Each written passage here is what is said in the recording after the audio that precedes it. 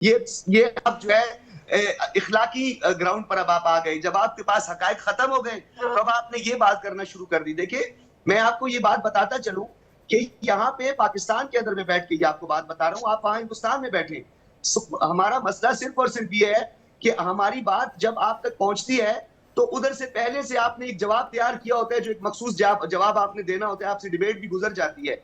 मैं ये आपसे कहना चाह रहा हूं कि आप हमें ये ना कहें कि हम मुसलमान हैं, हम सच कहते हैं या झूठ कहते हैं। अब आकर आपने जो है इमोशनल ब्लैकमेल करना शुरू कर दिया और आपने ये कहा कि हाँ जी मुसलमान हो, सच सच बताओ बच्चों जी, तुमने मारा है या नहीं मारा, तुमने ये हमले किए हैं या नहीं किए हैं। देखिए मेरी बात सुने, आप ये वो वाली बातें कर रहे हैं कि जैसे जो है ना वो बेटा बात नहीं मान रहा होता तो बेटा अबू डांटेंगे, सच सच बता दो। देखिए यहाँ पे हम फैक्ट एंड फिगर्स पे बात करें कि इंटरनेशनल मीडिया पे बैठ के डिस्कशन कर रहे हैं, इंटरनेशनल मीडिया पे फैक्ट एंड फिगर्स की बात करें।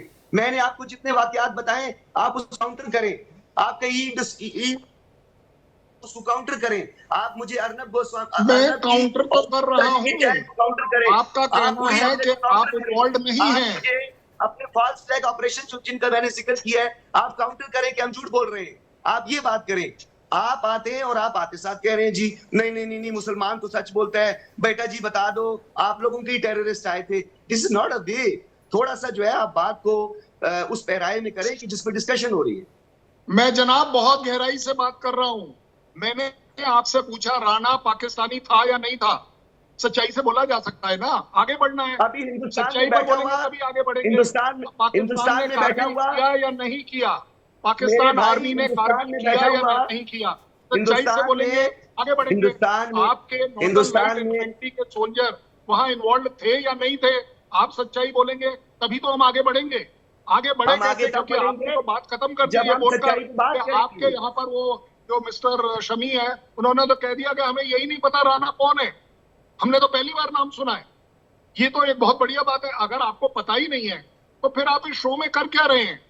आप अपना क्या प्रेजेंटेशन करेंगे उस आदमी के बारे में जिसका नाम आपने सुना है, ना आप पता है, ना वो आपके कंट्री का है, तो आप उसके बारे में क्या बात करेंगे?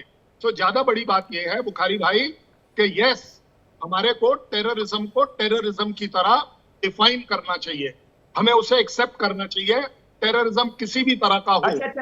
Let me ask very short question, one liner. Let me ask very short, let me ask एक एक करके प्लीज, एक करके। हाँ। मेरी बात सुने।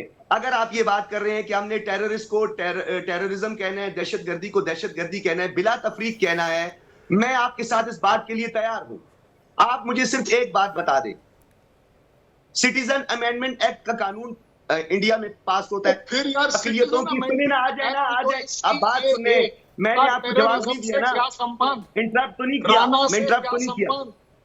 मुझे आप बता दें, क्या शेफ की धरती में सिर्फ ब्राह्मण रह सकते हैं?